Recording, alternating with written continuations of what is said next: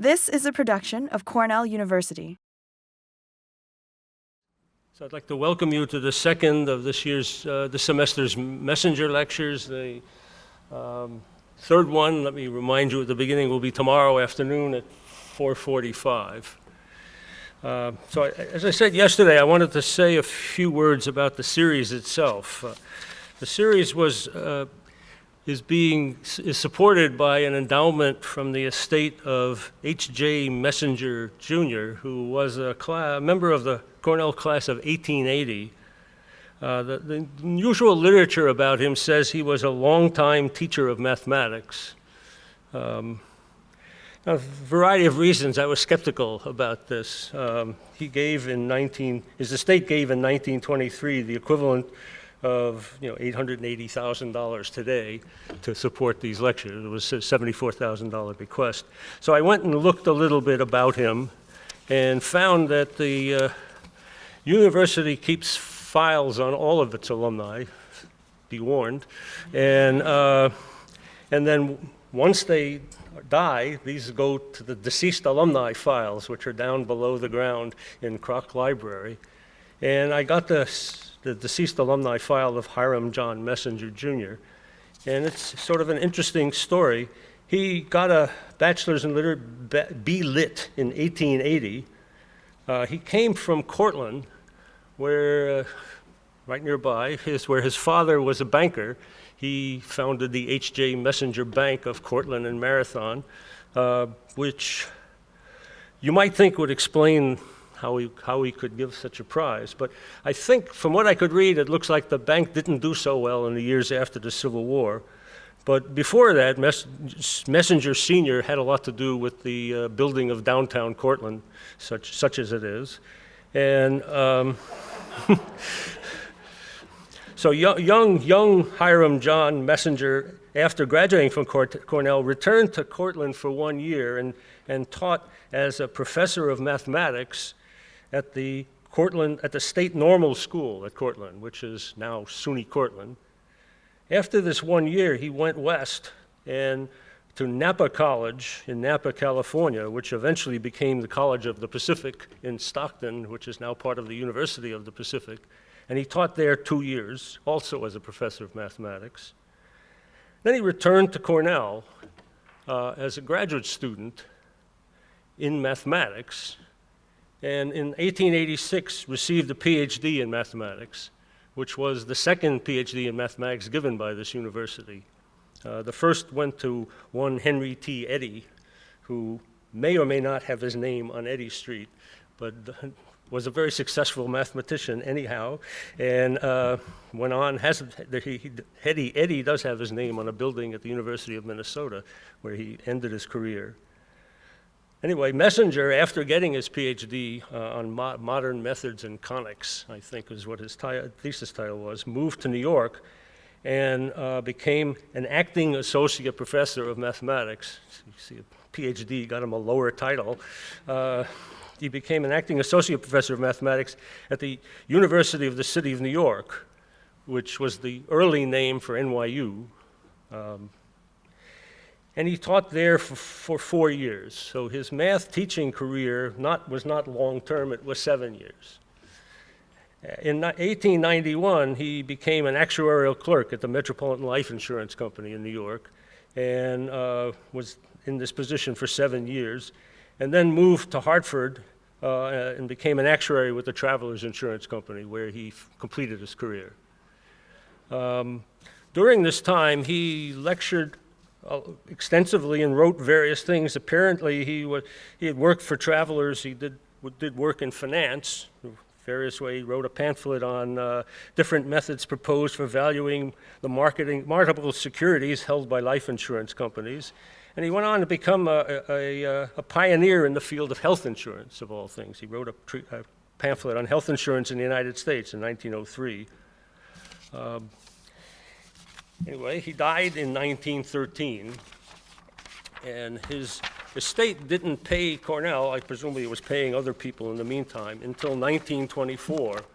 There's an article in or 1923, in the October 12th, 1923 Ithaca Journal, it was reported that at the trustees meeting in Buffalo, the president reported this gift of $74,000.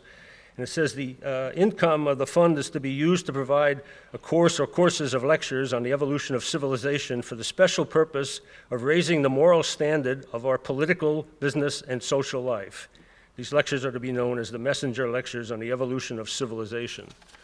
So the tail end of the title seems to have been lost over the years, but I think it's pretty apt that the first of the things that he had chosen that lecture should be on was raising the moral standards of our political life. And this series of lectures is exactly about our political life and how it interacts with our mathematical way of reasoning about it. Our speaker, I'll introduce him again briefly, is Michel Balinski from École Polytechnique, who, as I mentioned, is an American mathematician, so is qualified to complain about the American political system, even though he has worked in France.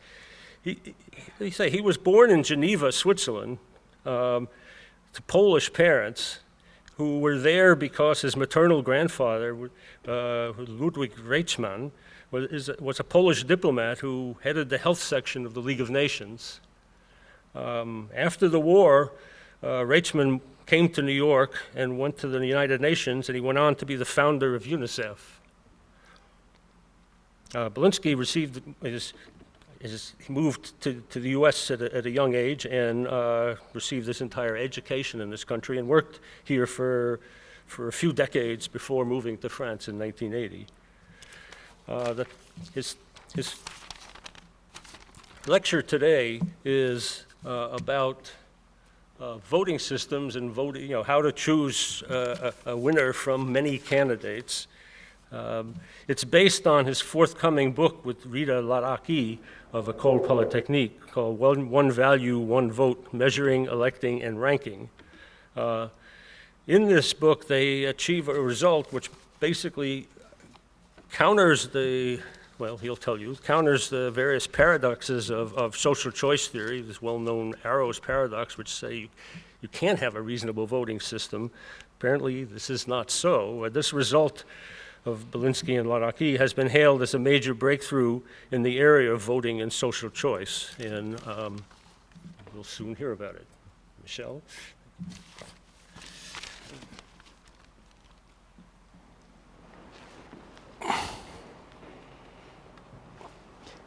Thank you very much, Lou.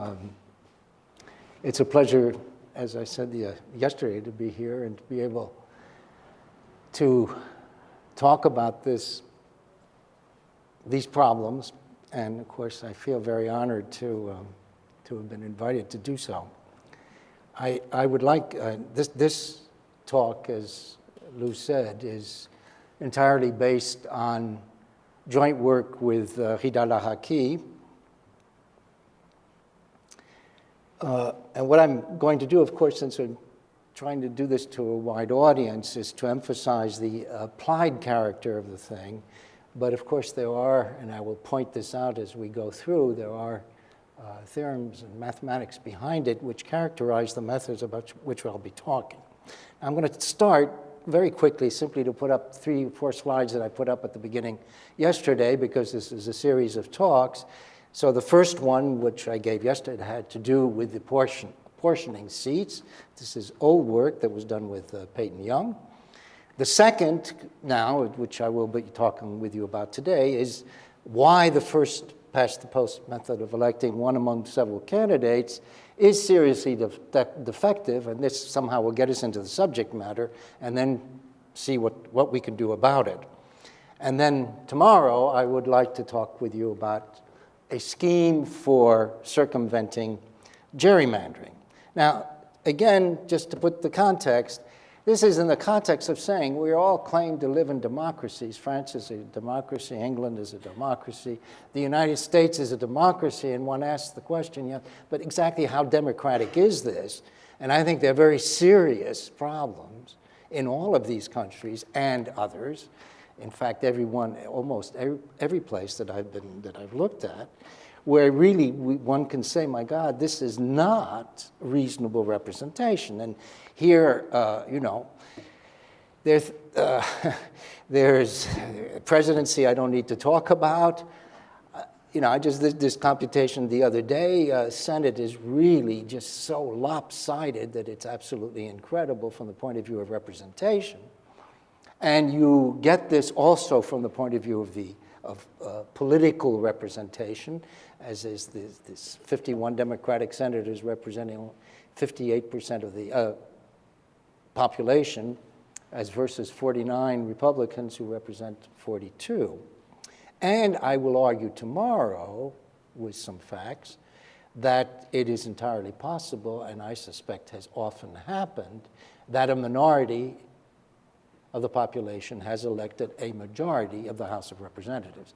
Well, that seems, you know, so how representative is all of this? Now, nothing different in the UK. Again, I'm sorry for those of you I'm repeating here, but you take the last 6 elections, you've never had a party who entered with a majority of the vote. They always had a minority, but a large majority in the seats, particularly in 2005, which was hailed as a wonderful, grand victory for Tony Blair. But he got a third of the vote, you know, 35.2, as versus the Conservatives who got a third also, which is a little bit less. In France, the situation is just as bad, but in different ways.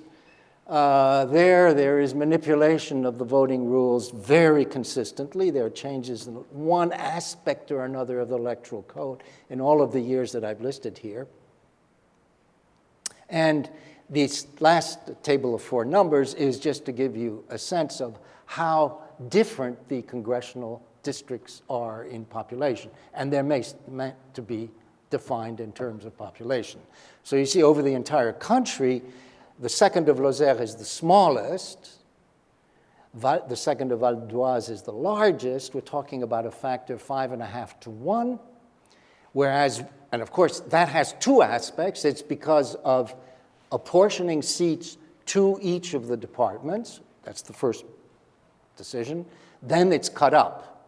So these 2 numbers on the left have two components of inequity, if you wish. One comes from the apportionment, the other comes from the districting, from the cutting up of the districts. Whereas on the right, we're in the same department of Var, and there you get a factor of 2.4 approximately. So you see, it's really, really quite bad. Okay. So the problem we're going to face today, or to raise today, is how to elect, and I will put in the same boat how to rank. Now, incidentally, in the theory of social choice, these are 2 very, very different problems. And we have a theorem, which I won't go into these talks, which basically says the following thing. If you want certain properties, where you have people saying, I have a rank ordering of competitors. So I have each of us, we're all in this room, we each have there's some competition going on, and each of us makes a rank ordering of the competitors, and from that, and this is the basic problem of theory of social choice, we want to get a common ranking.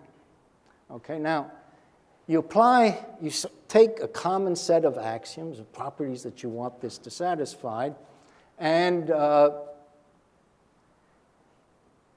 you apply it to saying, I want to get a ranking over all competitors. And you also apply it to, I want to designate a winner. And the result basically is this. It says, well, in that case, you're going to have to be satisfied with saying, Mr. A is the winner. Mr. A is first, Mr. B is second, Mr. C is third, Mr. D. This is a men's competition in this example.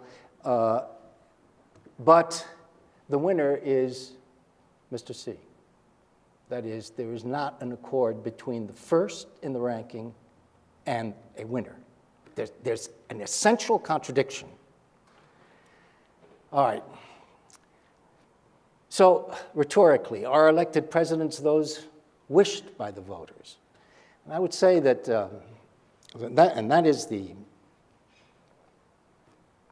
that's our problem today. So we want to choose one candidate, or we want to get a ranking, among several. And of course, what do? We have a mechanism for doing this. Mechanisms, the usual mechanisms, do they do the job well? I mean, you know what the mechanism is for the US presidency. It's an electoral college, and of course, as we all know, it may well elect somebody who does not have a majority of the votes. This happened in 1876, happened in 1888. As you know, it happened in 2000. And but we can look more closely and ask one of the reasons why it happened in 2000.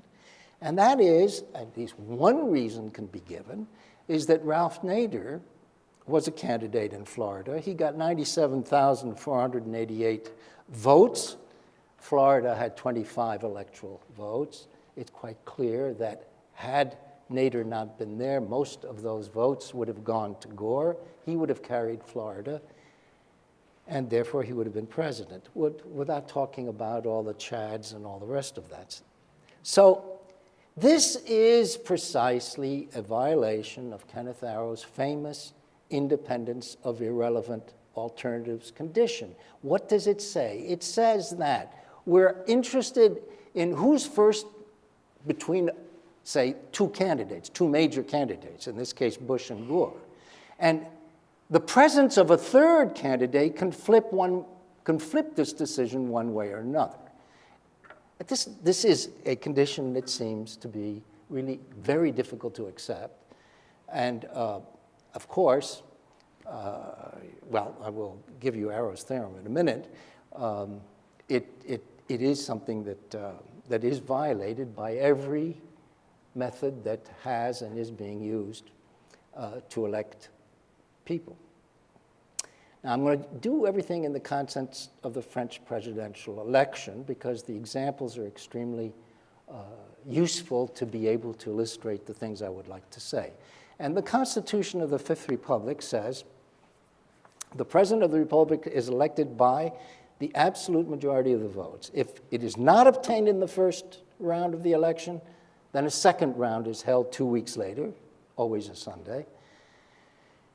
The only two candidates who may present themselves after the eventual withdrawal of more favored candidates, that has never occurred, are those who have the largest number of votes in the first round. So now no electoral college to mess things up.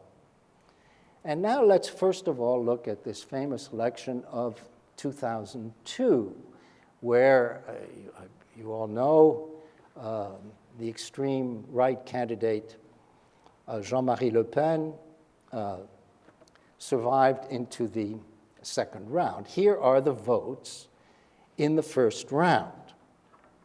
So as you see, I mean, it's very, very flat. Chirac, who was the standing president, only got just slightly, didn't even get 20% of the vote. Jospin, of course, was the standing prime minister, socialist. Everybody expected the second round to be between Jospin and Chirac, but here's what happened. Of course, we have here 16 candidates.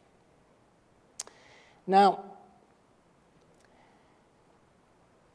second round, overwhelmingly for Chirac, because overwhelmingly, to be more honest, against Le Pen. As you can see, Chirac barely got 20% of the votes, didn't even get the 20% in the first round.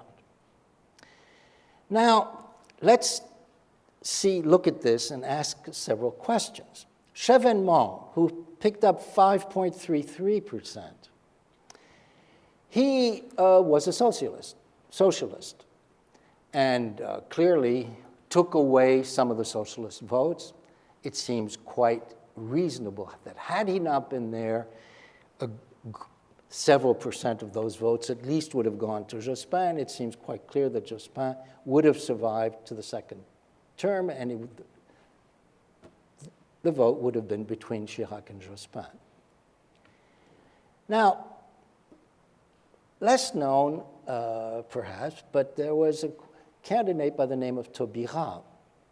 She also was a socialist, and she obtained, now wait a second, where are we? Taubira, as you see, she's down in the last row here on the left. She obtained 2.32% of the vote, very little. However, she offered to withdraw from the first term, and socialists refused. She offered to withdraw on the condition that her expenses would be covered, and the socialists refused to do that, so she stayed in.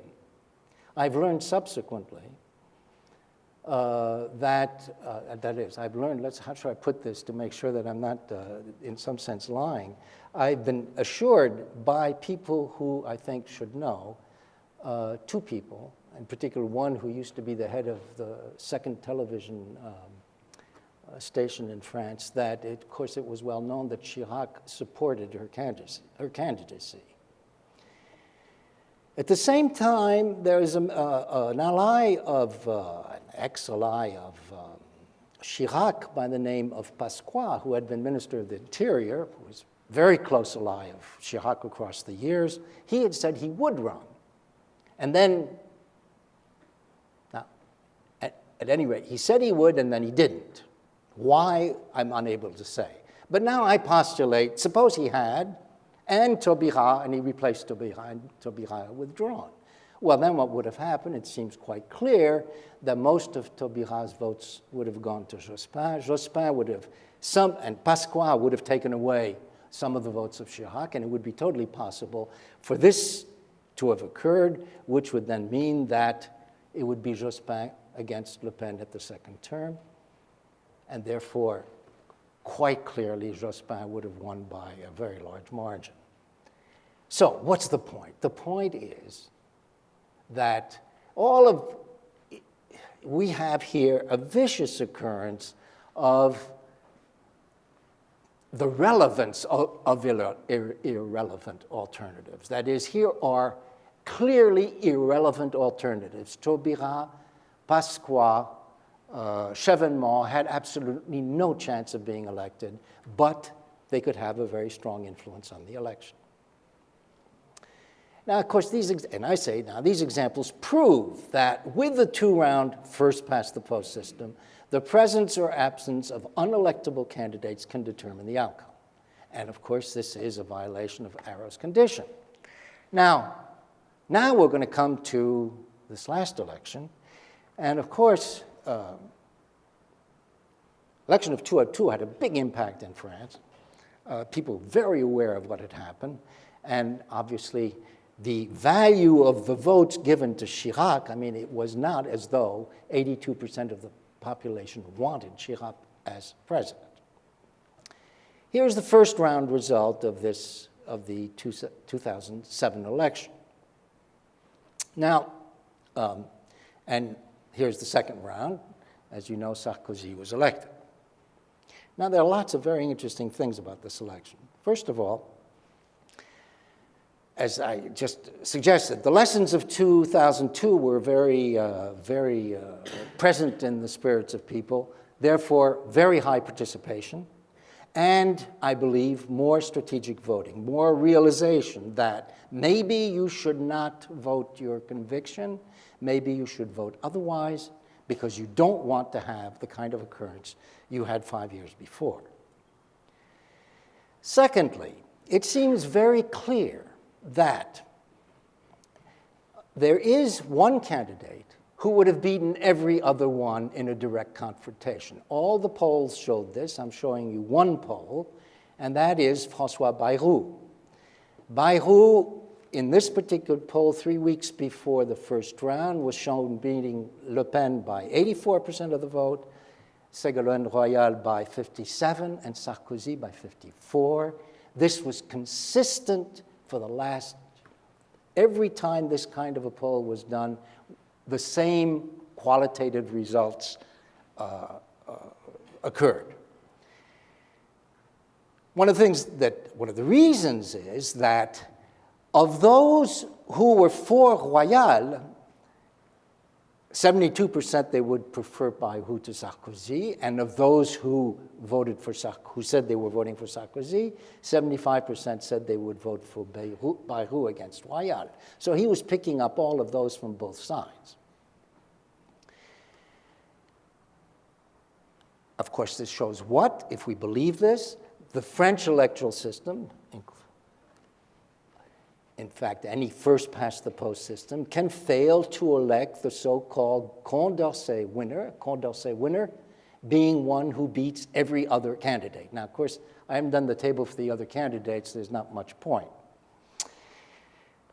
Again, who beats each one in a head-to-head confrontation. So you're not being confused by other candidacies.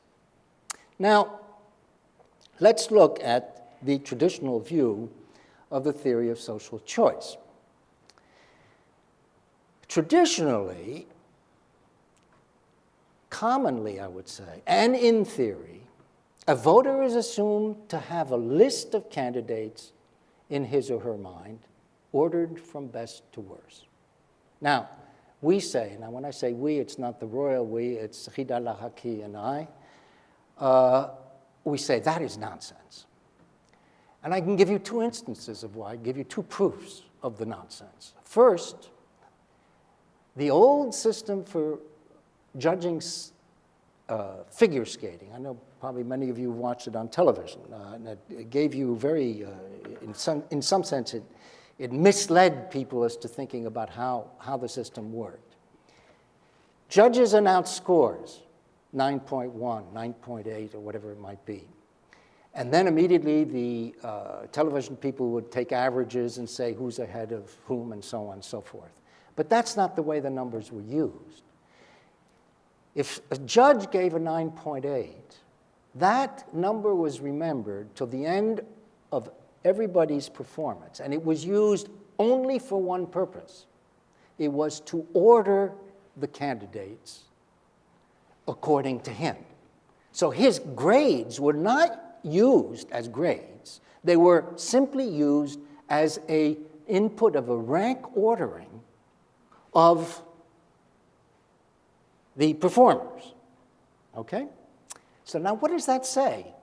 Well, it's just too damn difficult to write down a rank ordering of the competitors. There might be 20 competitors. How are you going to keep track of who's going to be where and where you're going to slip them in and all that? Much easier to give scores. That's first. So it's not practical. Secondly, let's take politics. 12 candidates this year in France. 5 years ago, as you saw, 16. No one had a rank ordering on the 12 or 16 candidates. What do you think? Well, there are a bunch of candidates. I would never consider them. The hell with them, I forget them. Then there's some candidates. Maybe I have a preference. Maybe I have a second preference. But, of course, I have intensities of preferences, but certainly it's not a rank ordering. And thirdly, I will tell you about an experiment shortly where we tried a method and where implicitly what happened, we asked people to grade. I'll come to that in a moment. That's what our approach does. And it was extremely telling because a little over a third of the voters in our experiment gave the highest grade possible to at least 2 candidates.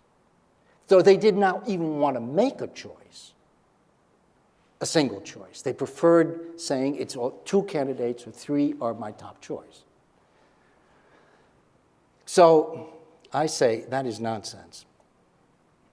Now, secondly, let's, I would like to give a little bit of the background, a flavor of social choice in order to be able to explain what Arrow's theorem says. And the first, of course, departing point is that there may be no Condorcet winner. And here's an example.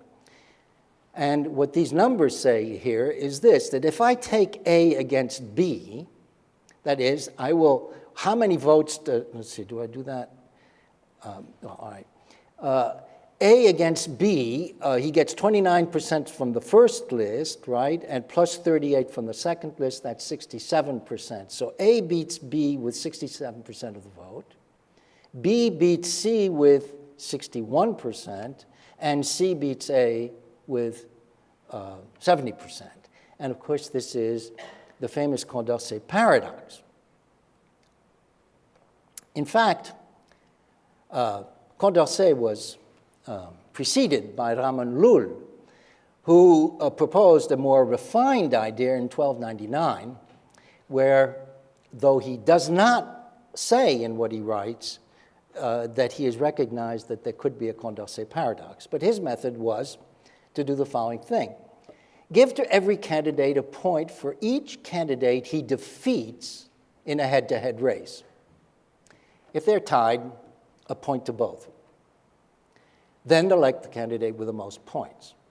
That, if there is one candidate who beats all the others head-to-head, that is a Condorcet winner. Obviously, he will have the most points.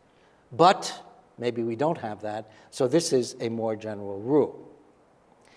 This is today known as Copeland's method, attributed to Copeland. This is 1951. Now, there are a lot of objections we can make about this approach, and I will not, I'm not going to try to make a whole big story, but I would simply like to take two concepts and show that there is an essential contradiction.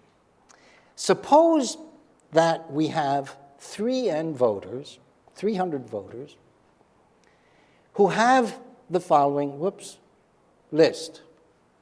That is, 100 of them prefer A to B to C, then 100 prefer B to C to A, and another 100 C to A to B. And you see this is cyclic.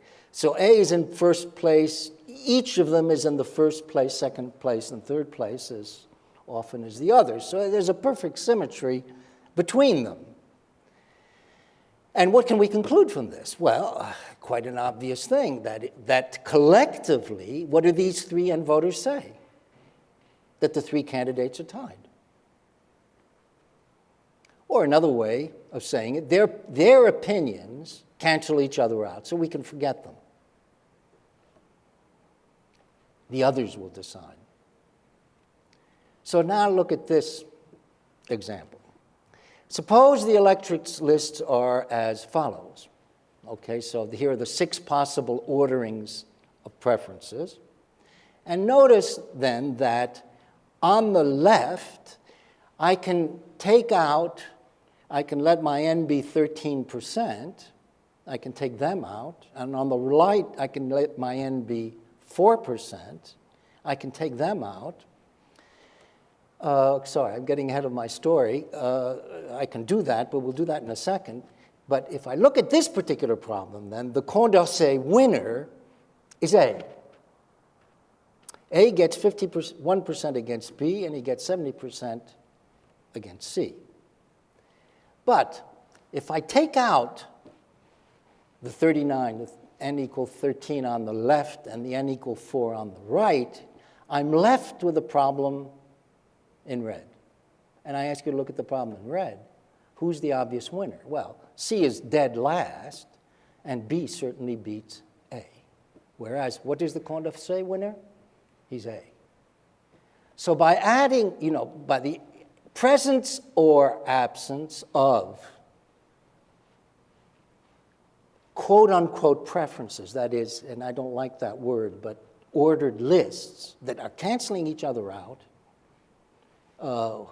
you determine whether you get that determines the Condorcet winner one way or the other. That says this notion is not necessarily the right one. Of course, could be the right candidate, but in the literature and in the concept of people, the notion of the Condorcet winner is the strongest one that has survived.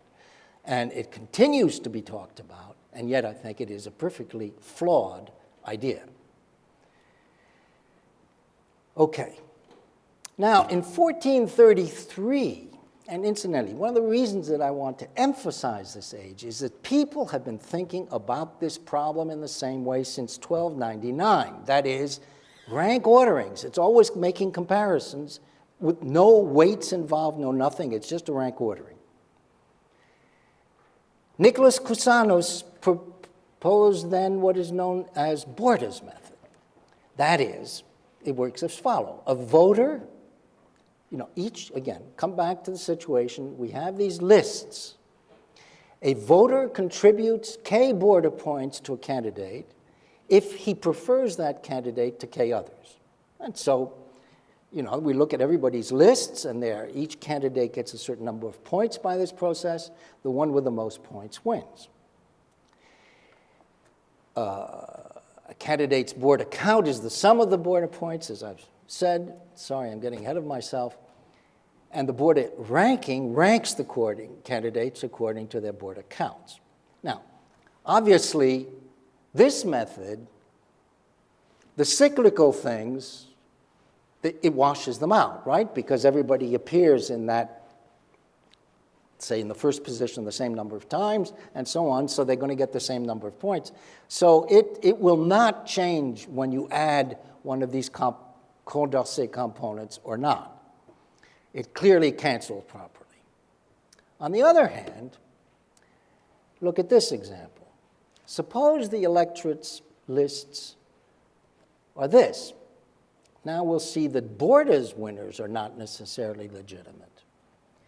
The Borda winner here is A, because the Borda ranking is as I've given it. For example, A's Borda count is what? Well, he's on the left. I put him in red. So A beats two people in the first 33%. So that gives him 2 times 33. Then he gets 2 times 16, and then he's in second place for 30%.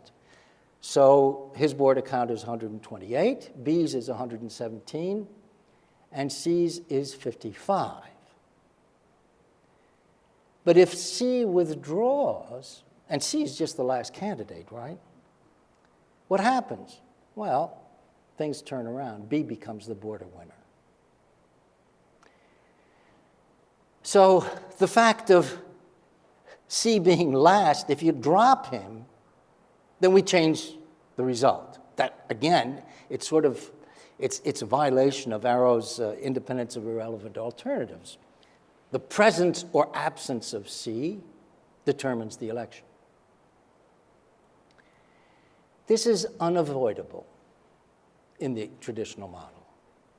If voters truly have lists in their minds, and they can do whatever they like, if when one candidate is the first on everyone's list, then that candidate must be elected. And finally, if winners do not change because of some irrelevant candidacy, then Arrow's impossibility. There isn't any method of election that does this. Now, this has usually been interpreted as meaning there can be no satisfactory mechanism for amalgamating the wants, wishes, or opinions of an electorate. And politicians are very pleased with this result because that lets them manipulate as much as they want and try to change things in order to suit themselves. Nevertheless, today, the debate goes on in voting theory. It gives the Condorcet winner a place of honor. Others are arguing for Borda as the method to be used. Sometimes the two are convoluted into a Baroque marriage of incompatible ideas. For example, this suggestion has been repeatedly made. If there is no Condorcet winner, then you should use Borda's method.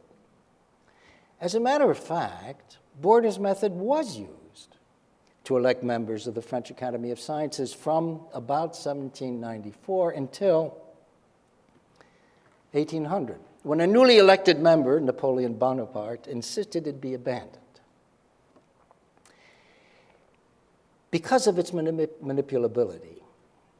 And here, Laplace is the man who really pointed this out very distinctly.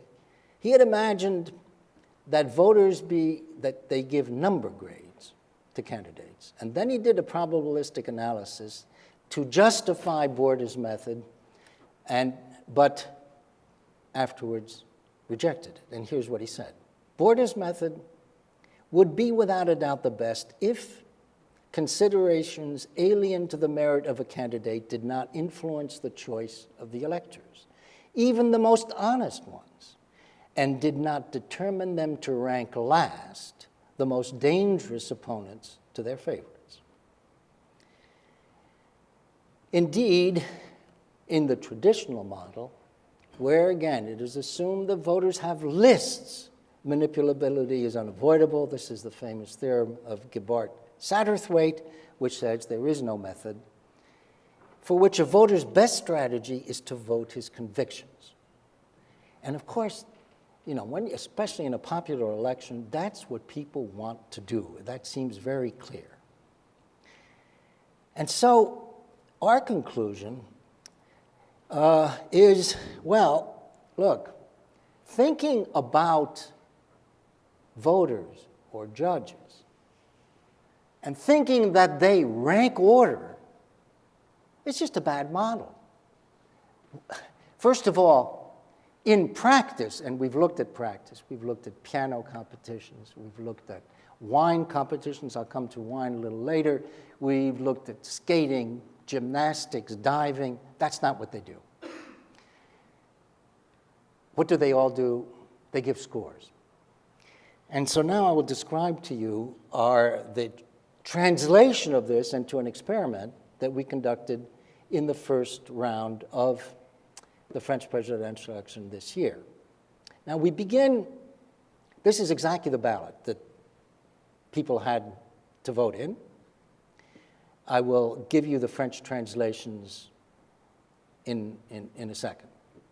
But what I want to, for those of you who read French, and we thought about this statement a very long time. And I would like to say right away that it was quite influenced. We think it's very important to address the question. And this was very much initially motivated by Ramon Lull's charge in 1299. It is necessary, he said, to ascertain that in the election 3 things should be considered, of which the first is honesty and holiness of life, the second is knowledge and wisdom, and the third is a suitable disposition of the heart. Each person having a vote in the chapter should take an oath by the holy gospels of God to consider these 3 things and to always elect the person in whom they are best embodied. The thing that struck me in reading this was I wondered, what would a modern voter do were he confronted with such a statement, translated, of course, into into terms that would be more acceptable? Maybe people would really vote differently. Well, here's the translation of our ballot. To be president of France, having taken into account all considerations, I judge in conscience that this candidate would be, and now you had to say either excellent, very good, good, acceptable, poor, or to be rejected. Now, I'm not sure these are the good words in English. They are excellent for French because excellent, very good, good, the exact terms we had in French, excellent, very good, good, acceptable, poor are the grades given to all French schoolchildren. Everybody knows what these means. These constitute a common language of evaluation. One thing that was added was to be rejected. So candidates were asked to check for each candidate, say, give a grade, and it was explicitly said that if there was no check, then that meant the candidate is to be rejected. All right, so what is this point of view? Voters here do not vote, they evaluate. And I underline they evaluate with a common language of grades, as Laplace had originally imagined. A candidate's set of grades determines that candidate's what we call majority grade. I'll come to it in a moment as to how it is defined. And it is, if you wish, the final grade that is conferred upon the candidate by the electorate. The candidates are ranked according to their majority grades, and the first among them is the winner. Finally, when two candidates have the same majority grade, then there is a procedure which will always rank one ahead of the other unless both have an exactly identical set of grades. Consequence, this method, we call this the majority judgment, satisfies Arrow's independence of irrelevant alternatives. Why? Because the grades belong to the candidate. And whether there's another candidate who withdraws or does not withdraw, it doesn't change anything. So it automatically satisfies that. As a practical matter, we believe it is very important to pose a clear question, that by and large people try to answer the question, that this common language, again, is absolutely essential. And from this point of view of this language, in the new theory, Arrow's impossibility theorem says something very important. It says, without a common language, there can be no consistent collective decision. So it plays a very important role here. Now, you know, a lot of people will say, yeah, but of course these common languages don't exist. You know, I have one professor here who's very harsh and another who's not, and so on. You never get anything together. Well, as a matter of practice, we have observed that this is not true. Common languages do exist. When you look at diving, you look at skating, you look at a lot of professional, sporting competitions, they all use scores. Piano competitions do too. They always use scores. And you can observe that when somebody says this is a performance that's worth 9.2, everybody knows what that means. Don't necessarily agree, but they know what it means. Now look, it's not perfect. Lou will tell me that's blue. And I say, and I don't see the blue, that the color is blue. I have something in my mind when he says that. It'll be close to, it'll be blue, but it could be, somewhat different. So it's not perfect. Incidentally, a centimeter isn't perfect either when you use it. There's a little bit of margin of error and so on. So it is a measurement. And as I said before, we believe that the words we used in the French problem do really constitute for France a common language. All right, now, what is the majority grade? It is the middlemost of the grades, or the median. A majority of voters have assigned the candidate at least this grade, and a majority at most this grade. So, for example, if we got this distribution of grades, 8% excellent, 23% very good, 27% good, etc., then this candidate's grade would be good, because 8 plus 23 plus 27, so 58% of voters assigned at least a good, and 69 at most a good. Okay, so the candidate's grade is good. Let me say this right here. Voters love the idea that candidates would get grades. So they know, you're just acceptable or you're just good. No, it doesn't go beyond that. Don't forget. Okay, now, why do this? Well, it combats strategic voting for the following reason. Suppose a voter, you're a voter, you voted, but you voted very good in this list, and the candidate got good. So with the usual way of adding, what would you have imagined? You say, oh, gee, I made a mistake. I should have given an excellent because that would have helped move the score up. But with this, you can move from very good to excellent. It won't change anything. It's, it's the 58% at least, by going from very good, by going from very good up to excellent, it certainly doesn't change where the middle is. And obviously, this remark goes the other way. Suppose you thought the candidate was acceptable. In the ordinary voting, you would think, oh boy, or giving points, you think I should have moved down. but it doesn't do any good, doesn't change anything. So it is what we call strategy proof in grading. This is quite important for wines. Now, a second property, which is immediately obvious, is that the majority grade respects a majority opinion. That is, if a majority gives a grade to a candidate, and the whole majority says this candidate is acceptable, then that's that candidate's grade. Now, it turns out that these properties uniquely define the method. There are many other properties that do also, which I'm not going to go into here today. But there are many characterizing properties. In fact, almost everything that we could think of that seemed reasonable, you could then use to characterize the method that we've proposed. Now, let's look at breaking ties in a voting situation, and then I'll show you how it works out in a wine situation. If a candidate, so now let's assume two candidates have a good. So who's better between the two with a grade of good? Well, if a candidate's percentage better than the majority grade is greater than his or her percentage that is worse than the majority grade, then we say this is a majority grade plus. So let's say it's good.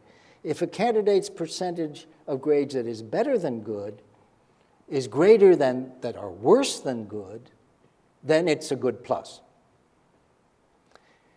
And otherwise, if it's the other way around, it's a good minus. And now, what do we say? A good plus is obviously better than a good minus. And same thing for the others. And if we have two good pluses, then the one with the higher percentage of better than good is ranked ahead. And if there are two good minuses, the one with a higher number of worse than good is ranked behind.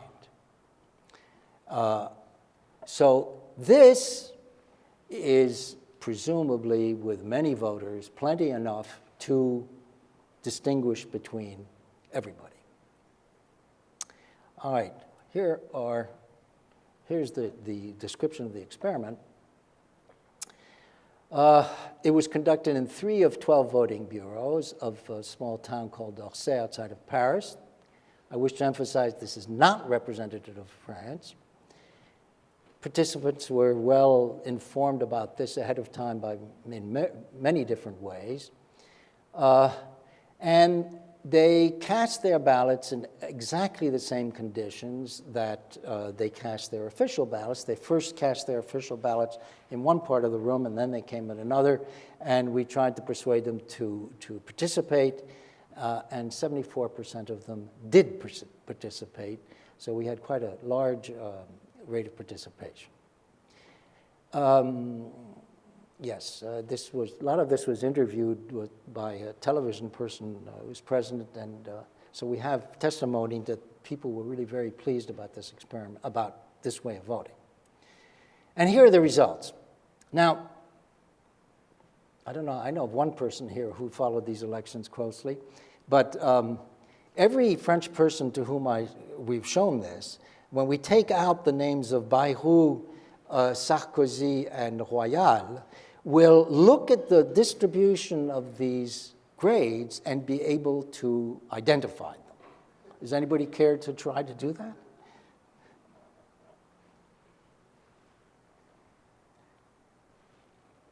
Now, let me quickly say that these are the rejected. We have recorded the blanks, but the blanks are interpreted as reject, and that voters were well informed about that.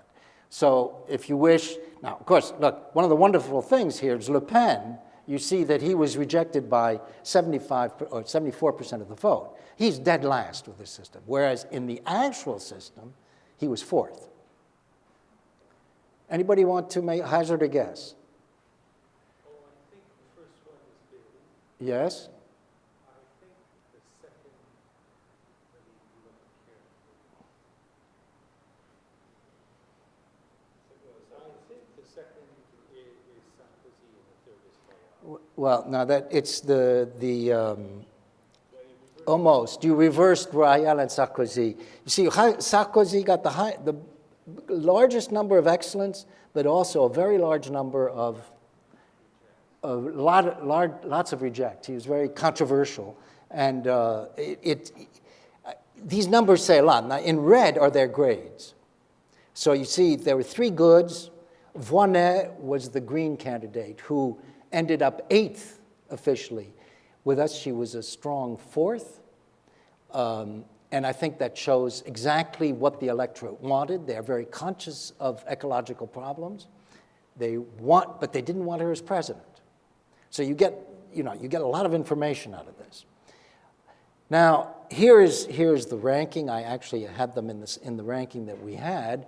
So you see, Bayrou was a good plus, Royal a good minus, Sarkozy a good minus, and on down. On the left is the national order.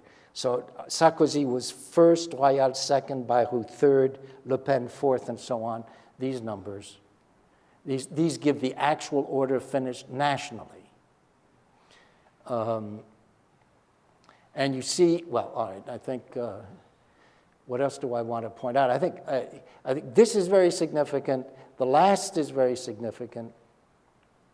It shows really that France really did not want Le Pen, no question about this. And, well, I guess I don't. Now, I would like to make another remark, which. What is the role played by to reject rather than just having left floor as the lowest? Well, we felt that voters, I mean, in our estimation, voters want to be able to express themselves, okay? Now, there's a problem of giving too big a language because it becomes too fine. But there seems to be, we felt ahead of time, a lot of people saying, look, this candidate never. I really just know, and in particular Le Pen. That's clear. And so that this seemed to respond to a very strong wish. Incidentally, I don't give you the statistics, but it was very interesting. The least used mark was excellent. The next least was very good. I mean, it just went up to reject. The distribution of the marks was very, very clear. Incidentally, I'm sure this would happen anywhere. I mean, that's how our politicians are looked at. And it would be very salutary for them to know it. Now, look, I'm going to look here in our experiment. Now, I mean, there are so many things I could tell you, but let me just again say, in our experiment, Bayrou was first, Royal was second. So I'm sticking to this experiment. And I asked the question, could strategic voting, could voters have manipulated, who would have preferred to have Royal winner, could they have manipulated and made her the winner rather than Bayrou? And the answer is yes, of course. If there were many of them, they could. But now, if, on the other hand, you look at those voters who graded Royal above Bayrou, and if they did postulate, if they did as I will show you in a second, then they would have failed. So here's the way to read this, this slide. There are 2.8% of all the voters who gave an acceptable to Royal and either a poor or to reject to Bayrou, okay? And let's say here, there is 6.9 who gave a very good to Royal and a good to Bayrou, and so on, okay? Now, the first point is that, of course, here we assume, okay, they preferred Royal to Bayrou, but I mean, they didn't think much of either one. Would they be tempted to cheat and to exaggerate? And, you know, we say no, none of them did that. Now, please look at this sentence here. Polls estimated at 20% the number of people who gave strategic votes different than what their convictions were. Okay, so now we'll assume that 33% of those who said Royal was excellent and Bayrou was very good would vote strategically. How can they vote strategically? By lowering Bayrou below good. But it doesn't serve them to go any further, because as soon as you go down, that's the only thing that will change. You go any further, it's not going to change things, right? So you can cheat, but there's no point to going very far. And everything is in this light. Now, one of the things to see right away is that the voter who can raise one candidate's grade cannot lower the others, and vice versa. So you can cheat one direction, but you can't in both. Now, incidentally, when you're using points and summing, none of this is true. Any one person changes, he has an effect on the result. And so if you do as we have postulated, and of course, this 9.2% here, if they either put Royal excellent or very good and Bayrou one of these, they can't do anything to change.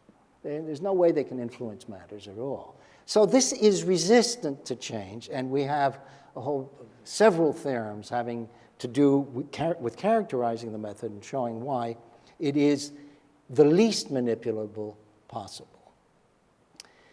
Okay, do I have another few minutes? This will not. Well, this, incidentally, what got this started was wine. Because I wrote a series of popular articles in the French Scientific American 5 years ago, and as a result, a very well-known oenologist called me and said, look, I think your techniques would have something to do and could really help in our procedures for grading wines for competitions.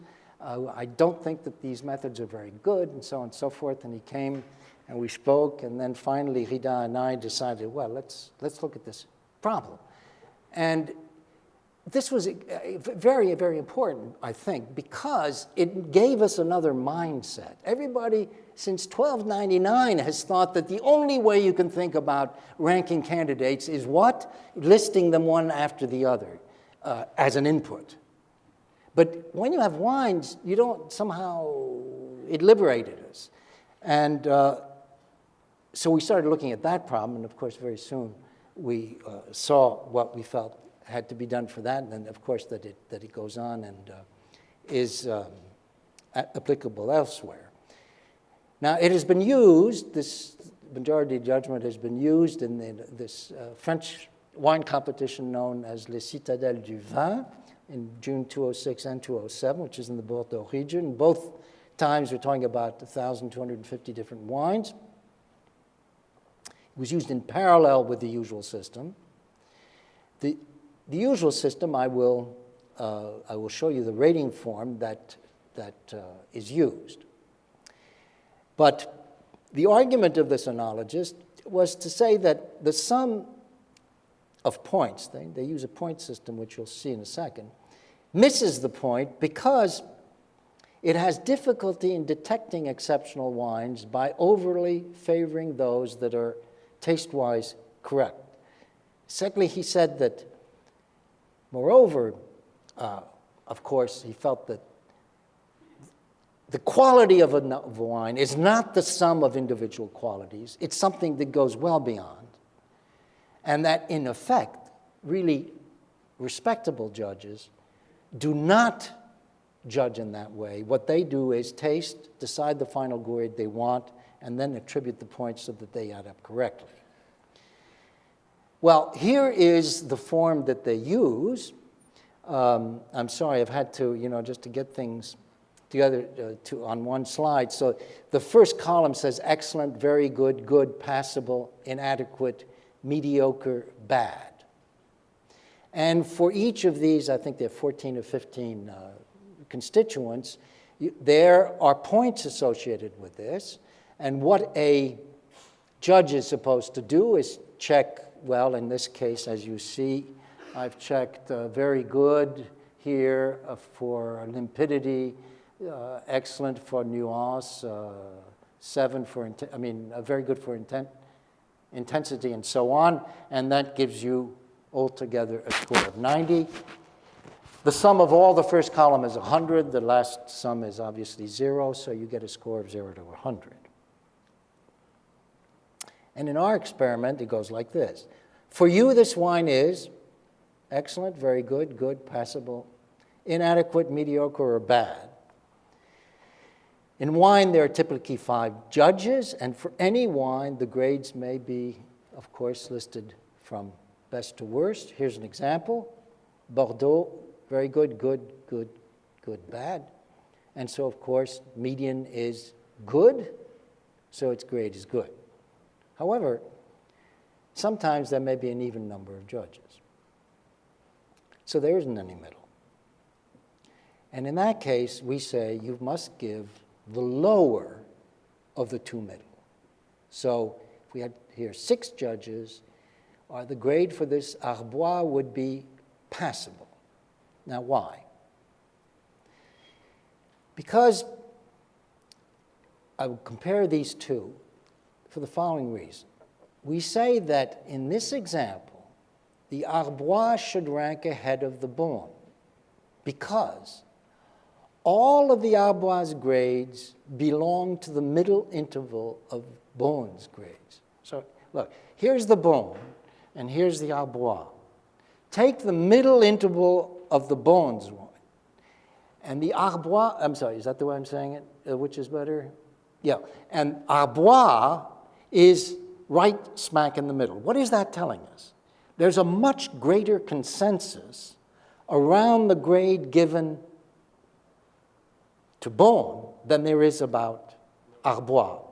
To Arbois than there is about Beaune, excuse me. I've got it here. The Arbois' grades are either good and passable. They're all good or passable. And the middle interval here is very good very good to inadequate. So everything in Arbois is in the middle interval of Beaune. Conclusion, Arbois is better. Why? Greater consensus. Consensus is what majority decision is about. We're looking for a consensus on which is the best.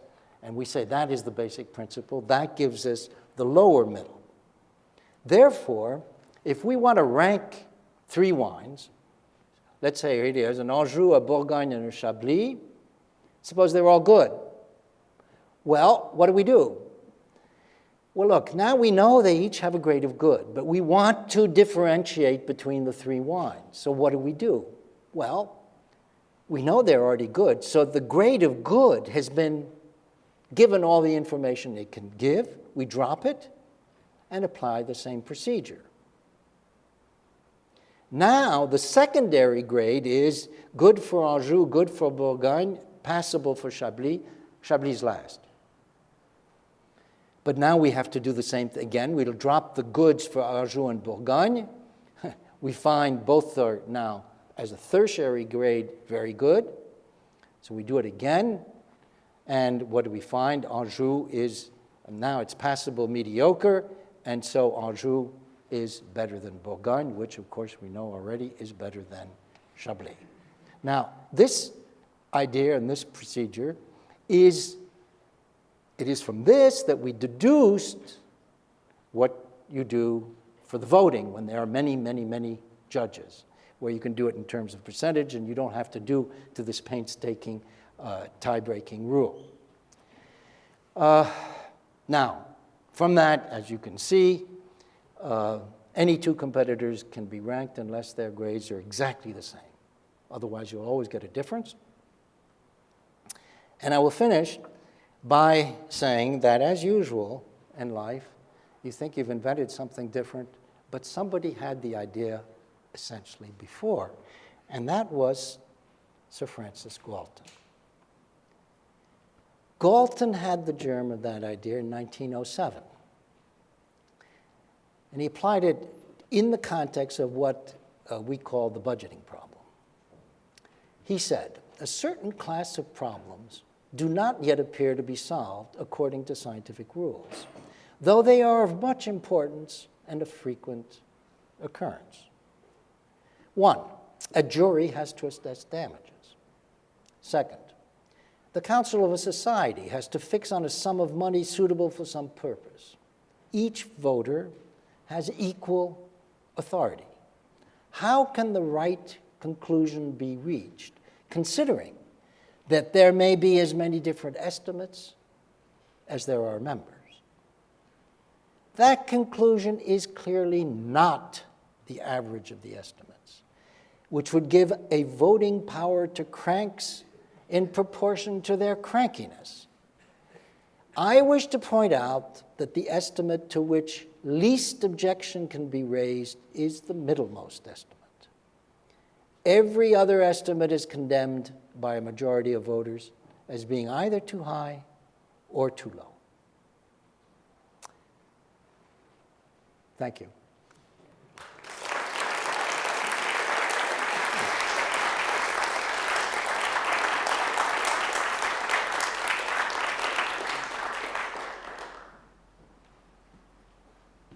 It's time for a question or two. Are there any? Yeah, yep. Do you think that voters will react negatively to the fact that at its base, only one vote really counts in the system? I didn't. Repeat, please. Do you think that voters will react negatively to the fact that at its base, only one vote really counts in the system? What I still didn't understand, out of what? Like, in the system, like, only the median vote matters. So do you think that voters will react negatively to the fact that only one vote matters in the system? Oh, well, I'm sorry. One vote does not matter in the system, does it? Well, I mean, after all, it's got to be the middle one, and everybody somehow, on the contrary, I don't think so, no. I don't, I mean, look, what is being used today? The average. So it's, right? And now you're substituting the median for the average, if you wish, so, except that it's a finite language. Whereas if you're doing sums, you're getting something different. I guess that in an average, each voter has defined weight in the sense that they can move the average, however little it may be. But in this sense, only one vote actually decides what the weight is. Well, look, that's not, I mean, you can't say that one vote decides because, how do I put this? If you drop other voters, or if you drop him, or if you drop other voters, I mean, it's, you're going to change the outcome. No, I mean, all voters have exactly the same influence on the final outcome. Yes? So what you've done is one of the most surprising things to me here that you've done is that you were able to get this implemented even in a test basis in that one place in Cornell. Do you have a strategy, or can you imagine it expanding? In other words, I mean, this is a wonderful theoretical enterprise. Most of us here, would love to see it implemented on a grander scale because it has many properties. And can you imagine a scenario in which this could be adopted? Yeah, obviously, we think about this. Our feeling is that what we would like to, what we're going to try to do, and we've started to try to do. Well, first of all, I'll give you one example. There's a thing called the agrégation in France. And a person, this is a competitive exam. You study for a year. You go up before a jury. The jury is forced to rank you 1, 2, 3, 4, 5. Okay? Everybody's got to be ranked until a certain cutoff, and that's finished, and the ranking is announced.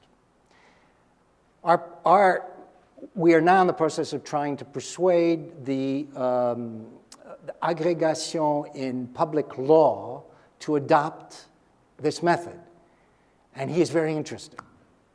So, secondly, I think of departments. You're going to appoint one person, let's say, or maybe two, or maybe three, it doesn't matter, but you're going to appoint somebody. And if you cannot reach a consensus and you need to go to a vote, then I say use this. Because you're going to be combating strategic behavior. And you know well there is strategic behavior. It's well in your experience. So I say, do that. Then the wine people, I mean, this enologist, he's already put it into his book. He feels this is the right way to do it. Then we're going to try to sell this to the skating community. And the hope is that as this gets, and to the musical community and so on, and as this gets slowly, used here and there and proves its value, then hopefully we can get to politics. Now, the problem with politics is, of course, that the actors are the referees. And the ones who are in power who won are those who won with the old rules. It's very difficult to get them to be interested. Now, the ones who are interested, they're the ones who've lost. Now, Baihu is very pleased by this result. I mean, I know him. He's called me in for consultations and things of this sort. So this result he thinks is absolutely wonderful. But Sarkozy, I suspect, is not very happy with this result at all. Okay? So I think you have to start with little places and places that are willing to experiment. And as I say, I make a plea to you. I hope that in your departments, you'll try this. And I think the procedure would be to say, okay, we must decide on a common language. What is our common language? That's the debate. And once you've got the common language, try it. And this would be a way of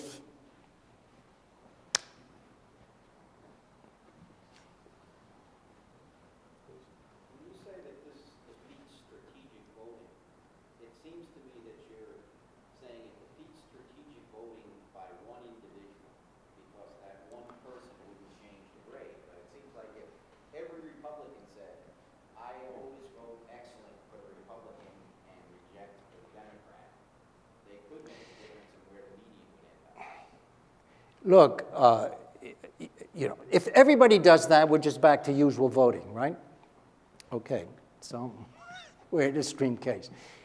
But here's an example. Sorry, that's not the one. The example I showed you before.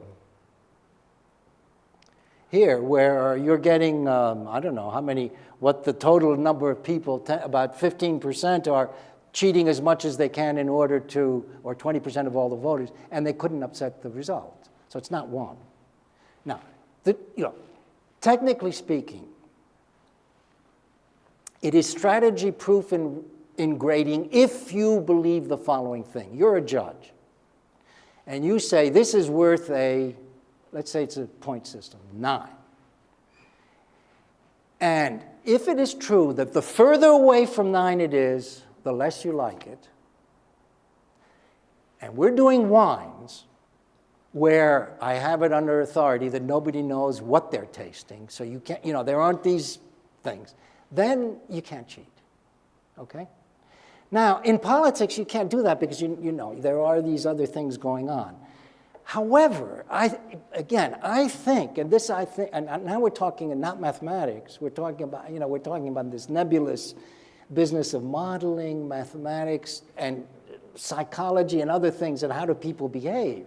I think people want to answer the question they're posed. They don't like to cheat.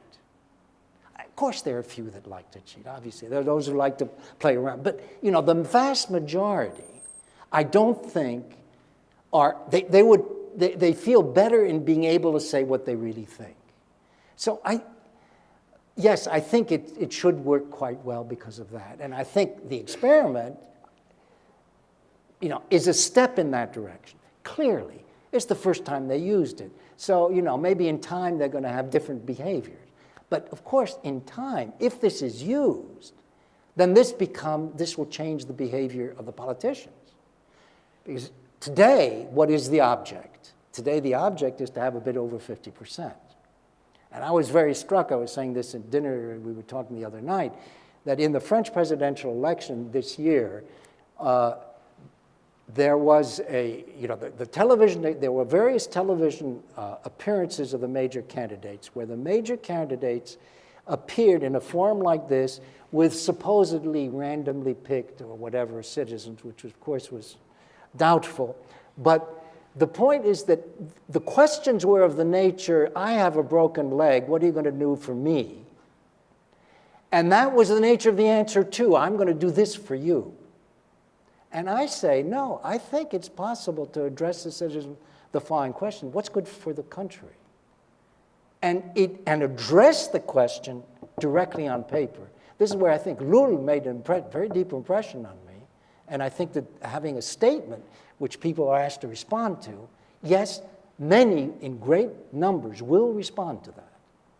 But of course, now we're not talking about, talking about something else, and so I don't know exactly what, but I do feel that this is true. Are there any others? Yeah, in the back.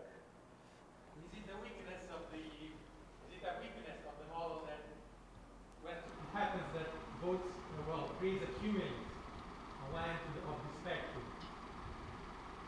For example, politicians get very low grades and one high grades. Is it a weakness that influences the objective outcome? Well, I'm not sure. I cannot tell you that I have experimental evidence to say that you're saying wines get high grades and politicians get low grades. Well, uniform grades and say whether. But look, if it's in common, it doesn't matter. Do you see what I mean? That is, if there is a sense of, again, I come back. Very essential to our notions is that you have a common language, and we do develop this idea in somewhat more detail than what we're writing, but it's that this has to do with the very ancient problem that we all know about, where you have professors who give very harsh grades and others who are very generous. And so you get these imbalances if you want to try to get to evaluate a student over the course of his entire or her entire career, but or over a year or whatever. And that of course would, the extent to which people have a different interpretation of the language, that will be a weakness. I don't know if I've answered your question, but One here, and then one more up there, and then, so you're... Yeah, the system strikes me as refinement on approval voting. Approval voting is a particular case in which you have a language of two words. Now, the problem with approval voting, first of all, I don't think that's enough. Secondly, approval voting, you're not giving voters very much with which to express themselves, right? It's very meager what you're giving them. Secondly, I would say we maintain. I'm sorry. I hope you don't think this will be arrogant in some sense. But the trouble with all of the analyses for and against approval voting is that they've been done in the context of the traditional model.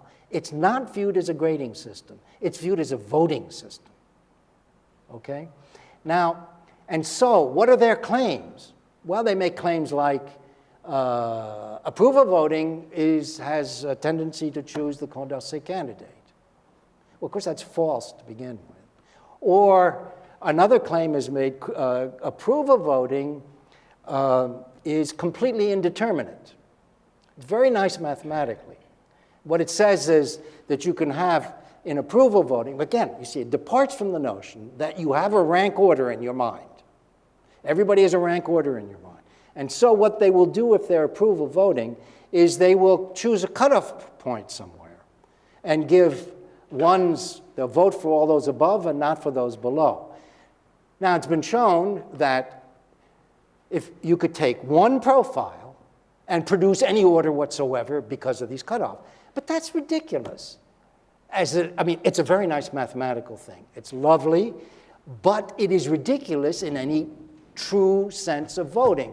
Who the, you know, if there are some candidates you really like, and there's, you know, I don't like the rest. You're never going to just place it anywhere. On the contrary, where you place the cutoff is the whole business, and that amounts to a great deal. So that's nonsense as a practical matter. It's a lovely, otherwise it's a lovely observation, but I think as a practical model, it just doesn't mean a thing. So One more. just the last thing, and I think that, frankly, I've always thought of the approval voting. There's not one theorem in approval voting which gives you any sense that this is a reasonable way to vote. All of it is very nice seat-of-the-pants arguments, reasonable arguments, but nothing really definite. Finally, there is an analysis, except in the case of so-called dichotomous preferences. That, of course, but that's the only exception. Okay, last one. Do you think that there No. Yeah. Psychology, right? In order to avoid the assumption of a common language, sometimes the scale is given, and then the z-score is another.